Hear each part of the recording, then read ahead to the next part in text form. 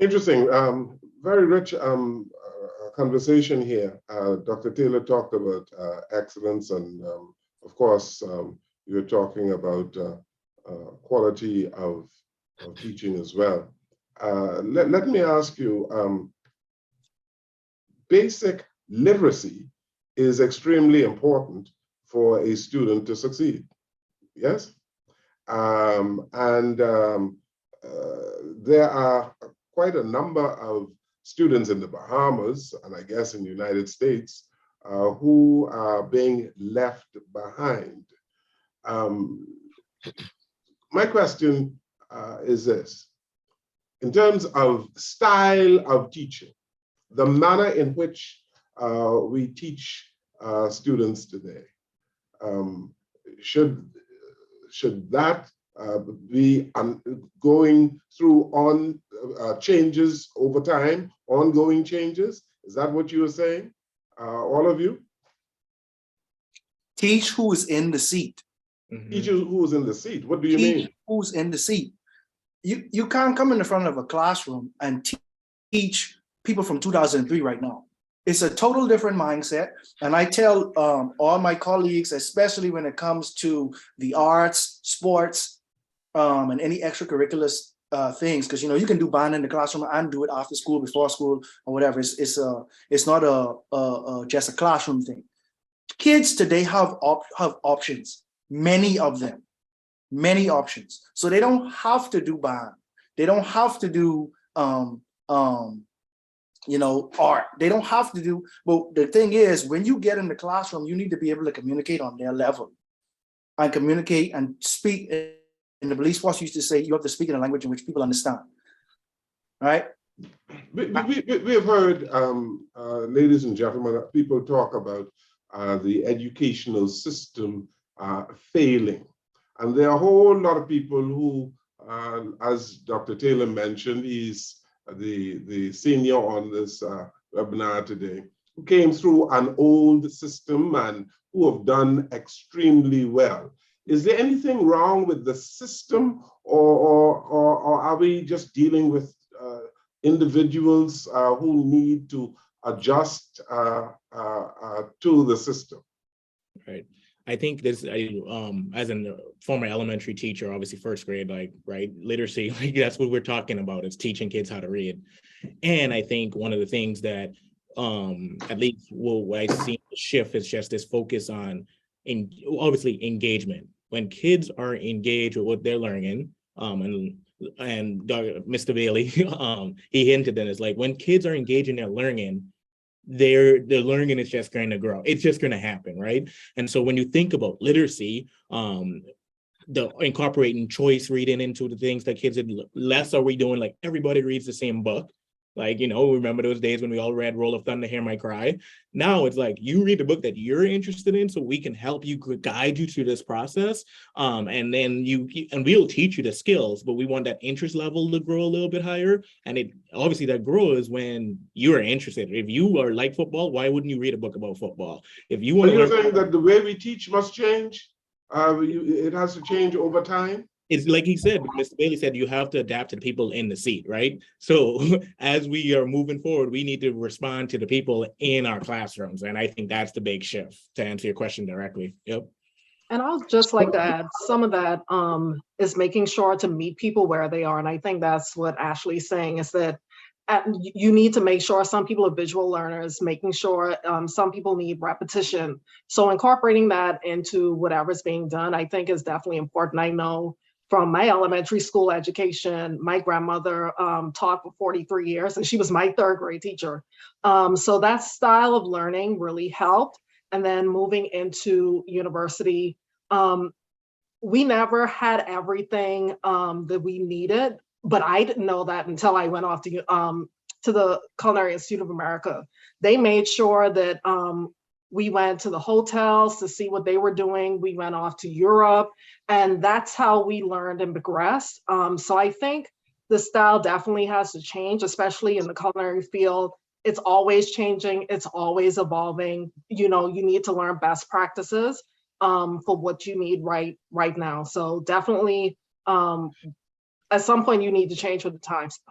So I am getting from you all that the pedagogical system has to be customized for each student. Is that what you were saying? So yes, right. First, as a high school principal, I want to say that it's us too.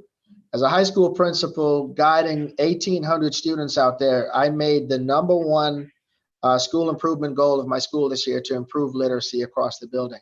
The not sufficient number of the students in my school are reading at or above their grade level.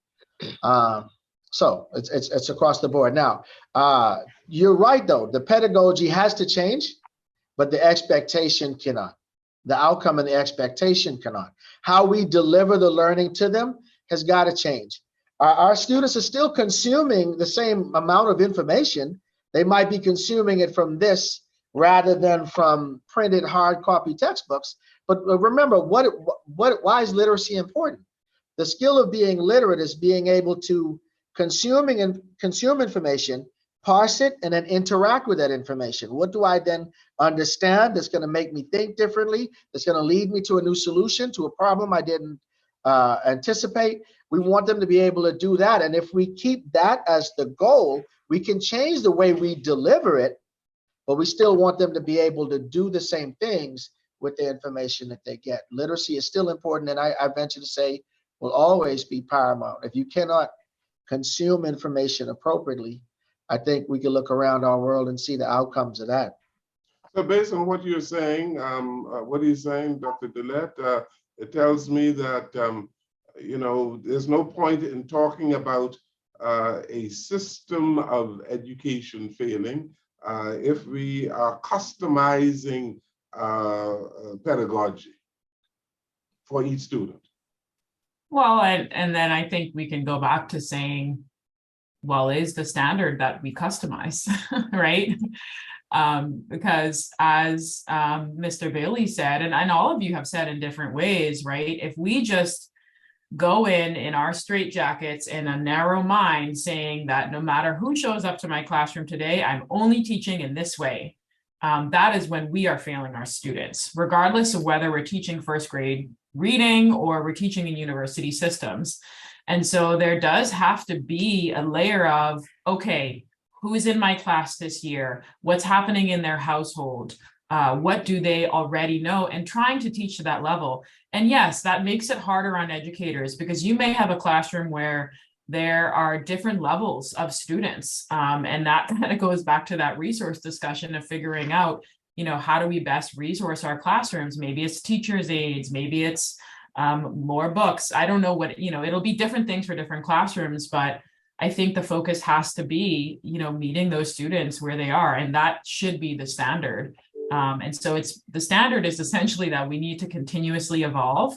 And that may look like also for us as educators to make sure that, for example, across the Bahamas, is there continuing education for educators that they have to do to make sure that once you're in the field for a while, going back to some sort of schooling yourself to sort of make sure that you are on par with what things have changed since you graduated from university. In a university setting, I'm always reminded that, every year I teach, my students come in, they're the same age, 18 to 21, and I am older every single year. And so in another 10 years, 20 years, like, what am I doing to make sure that I'm still meeting my students' needs? And the same goes, I think, regardless of what kind of educator you are. And so it brings me neatly to this subject, the quality of the teacher. Let's speak a little bit about that and what we are looking for in terms of what we ought to be looking for in terms of who ought to be teaching our students. Quality of teaching. Can I say something about that? Yes. Because I think that that is so important, right? And as I look, I've been in the United States a long time now, and as I look at the education system, like I said, I worked at Tennessee State, I worked at Alabama A&M, I went to Michigan State, I worked at, I'm now working at Florida A&M. And what I see is that our teachers, you know, need to, like somebody said, right, need to meet the students where they are and take them to where we want them to be. But how do you do that if you don't have the necessary training? So if you look at, say, if you look at Europe, right, a lot of the teachers that teach in Europe are really, you know, they're masterful in their areas, right? Take, for instance, I'll give you an example, and it goes back to the Bahamas. When I took chemistry in the Bahamas, I took at Government High, I took it from a man, English from England named Grimshaw. Grimshaw was a master chemist by any means, right? He knew chemistry in and out.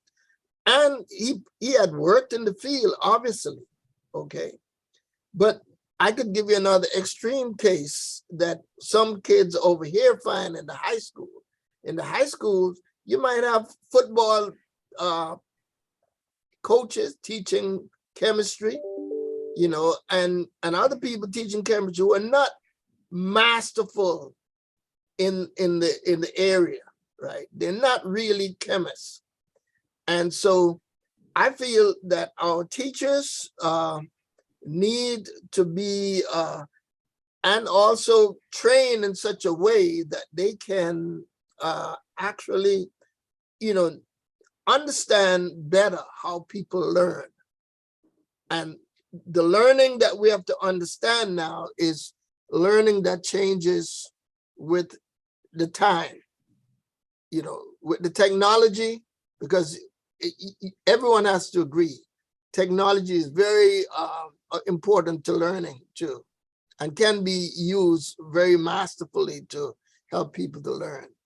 So I feel that, you know, we complain here, and I've heard the same complaints from, let's say, the University of Tennessee. A lot of the students who are coming in now in the sciences, and I'm in the sciences, they don't have the chemistry background, or even, and some of them not the math or physics background, right? So you have these students coming in, but I'm saying that we have educational, college of education, schools of education, and we are preparing the teachers. So the teachers out in the high school should be the ones that really teach, bring the students up to the level that they need to be, you know? So those are the dynamics that we have to work out, you know, to make sure that we have teachers that can carry the students to where they need to be too, so that they can go further. Mm-hmm. If I can chime in quickly of the run at one here, when you think, going back to your question about quality of education, and the first thing that came to my mind, or quality of teachers, right? How do we keep, you know, highly qualified people in the classroom? First, I think we just got to give respect to teachers. What they have endured over the last 2 years, and before that, but really over the last 2 years, to go from model to model, distance learning to hybrid to in-person, it's just something that I think which allowed parents to truly see what goes into educating kids. And so I think there was some appreciation, but now more than ever, the spotlight is on teachers, especially in America, like, you're teaching CRT or you're doing this, like, and so they're just, this job is so hard.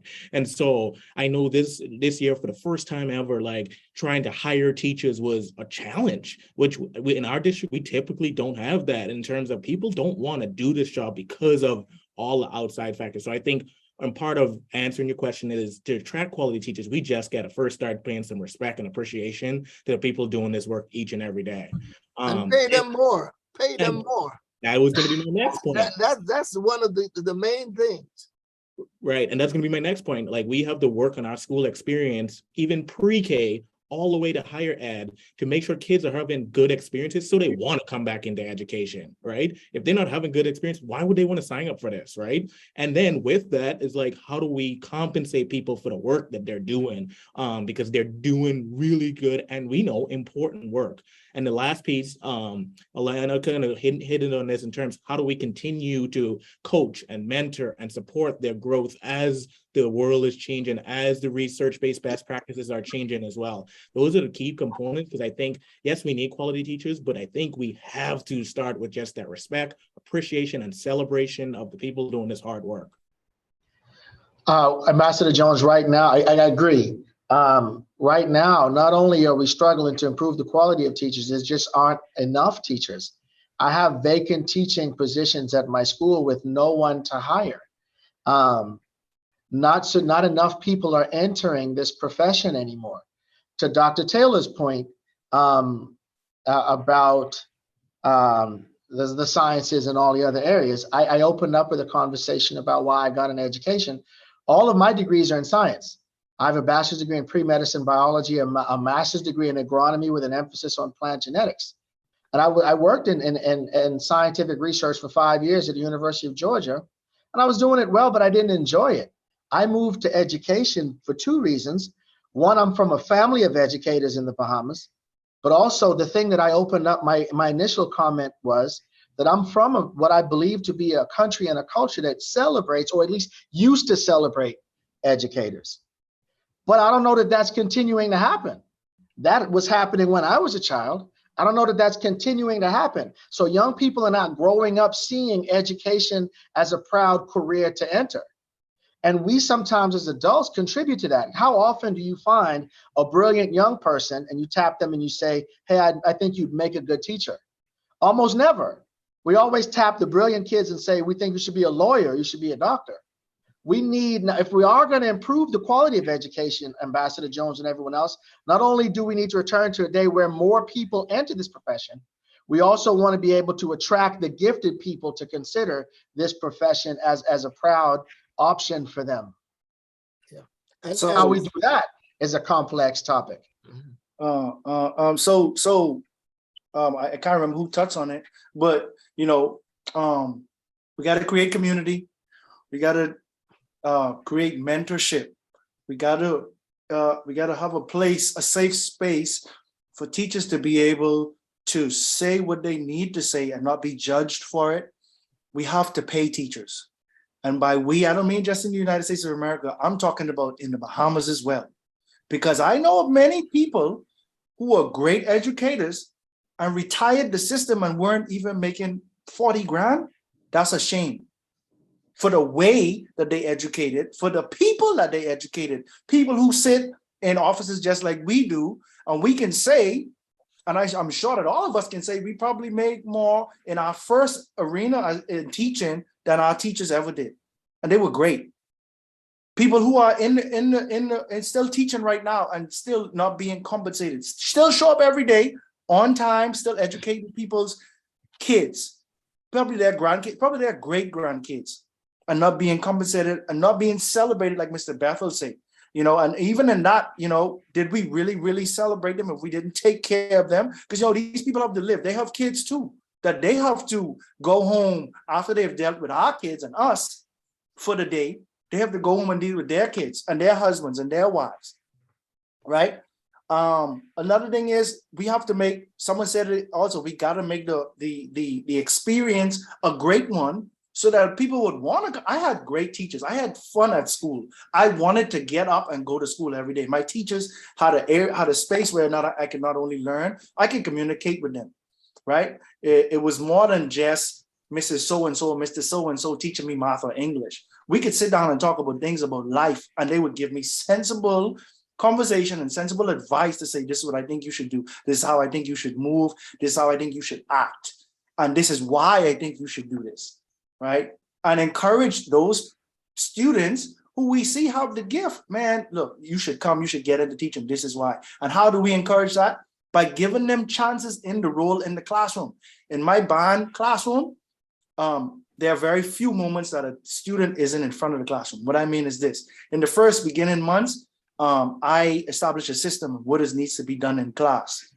And once I established that, part of their grade is to get up in the classroom, and you get up, and you don't need to be Mr. Bailey. I want you to be authentically you, but this is it on the board. This is what we do every beginning 15, 20 minutes, warm-ups, whatever. You get up and you do it. You experience that pressure, you experience what that's like. And we have a conversation about it afterwards. And every class, every child in each class gets a chance to do it. And maybe some performances, I step out of the way, you go direct the band.